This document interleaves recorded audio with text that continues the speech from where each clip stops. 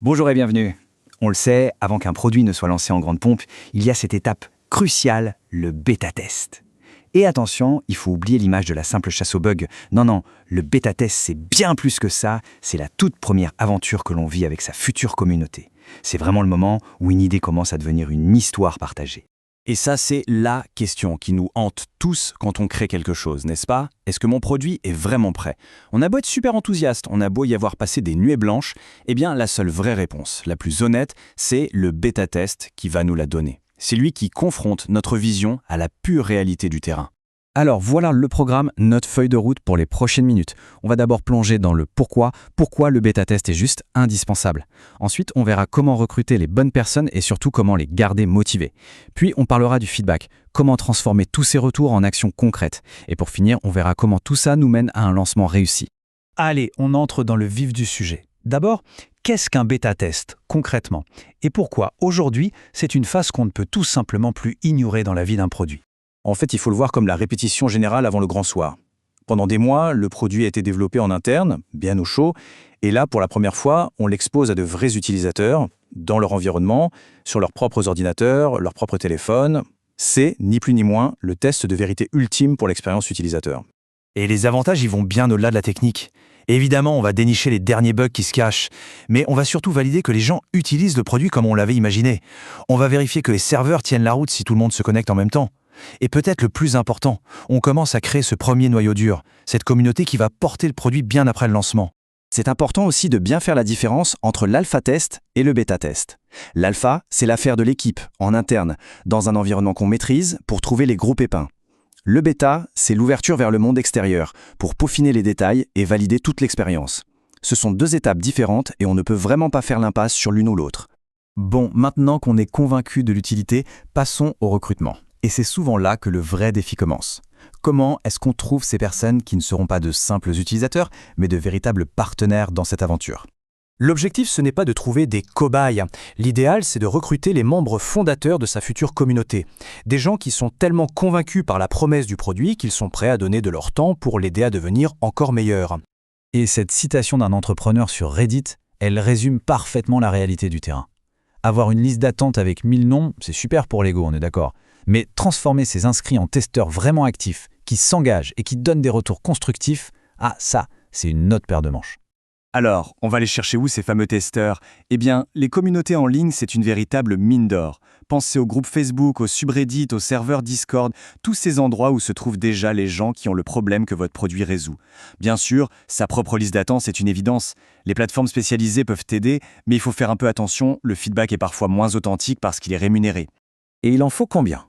On entend souvent parler de cette fourchette entre 100 et 300 testeurs comme étant l'idéal pour avoir des retours variés sans pour autant se noyer sous l'information.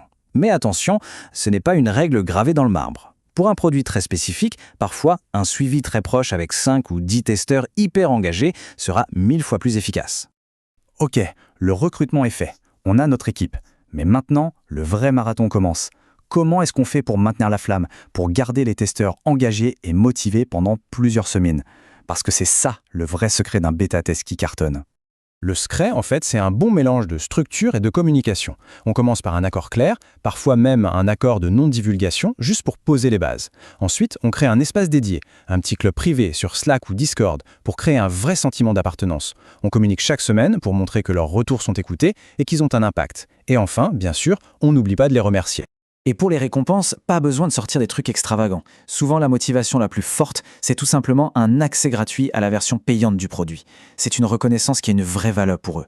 Des réductions exclusives ou même une simple mention sur une page de remerciement, c'est aussi très, très apprécié. On arrive maintenant au cœur du réacteur, la collecte de feedback. L'objectif ici, ce n'est pas d'avoir une montagne de retours, mais d'avoir des retours de qualité. C'est-à-dire précis et surtout directement exploitables par les équipes de développement. Et avant toute chose, il y a une règle d'or. Une seule, mais elle est fondamentale.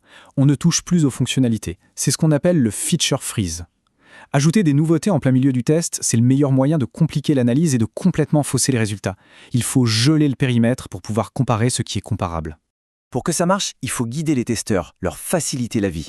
Un rapport de bug parfait, en fait, c'est un peu comme une recette de cuisine. Il faut un titre clair, les étapes précises pour reproduire le problème, ce qui aurait dû se passer et ce qui s'est passé en réalité. Une petite capture d'écran, ça vaut 1000 mots. Et préciser sur quel navigateur ou quel OS ils sont, ça fait gagner un temps fou aux développeurs. Et pour centraliser tous ces retours, il y a des outils qui existent. Canny, par exemple, a une approche très communautaire. Les gens posent des idées, les autres votent, et ça aide à voir ce qui est le plus demandé. Scribe, c'est plus analytique, ça permet de poser des questions directement dans le produit, en fonction de ce que l'utilisateur est en train de faire, pour avoir des retours avec beaucoup plus de contexte. La fin du test approche, c'est la dernière ligne droite. Comment est-ce qu'on transforme cette mine d'informations en un véritable tremplin pour un lancement réussi ? Un bêta-test, en moyenne, ça dure entre 9 et 10 semaines. Après la phase de collecte intensive, il faut vraiment se garder du temps pour analyser et prioriser. On ne pourra jamais tout corriger, c'est impossible. Il faut se concentrer sur ce qui est bloquant et sur les améliorations qui auront le plus d'impact. Et bien sûr, le jour du lancement, les bêta-testeurs doivent être les tout premiers informés. C'est la moindre des choses. Et là, j'ai un petit secret pour vous, un trésor souvent sous-estimé. Ce sont les mots exacts, les verbatims, que les testeurs utilisent pour décrire leur expérience, leur enthousiasme. Ça, ce sont des véritables pépites d'or pour le marketing. Ces phrases sont tellement plus authentiques et convaincantes que n'importe quel slogan publicitaire qu'on pourrait inventer. Voilà, cette citation résume tout parfaitement. Le bêta-test, ce n'est pas juste une répétition générale pour le produit, c'est aussi une répétition pour le discours qui va l'accompagner. C'est l'occasion d'apprendre à parler de son produit avec les mots de ses propres utilisateurs. Et ça n'a pas de prix. Le bêta-test se termine, mais une question essentielle reste en suspens. Parce qu'en réalité, ce n'était pas une fin, c'était un commencement. Cette relation de confiance qui a été créée, cette boucle de feedback, comment faire pour la maintenir vivante ? Comment continuer à co-construire le futur du produit avec cette communauté qui vient de naître ? C'est peut-être ça finalement le véritable enjeu.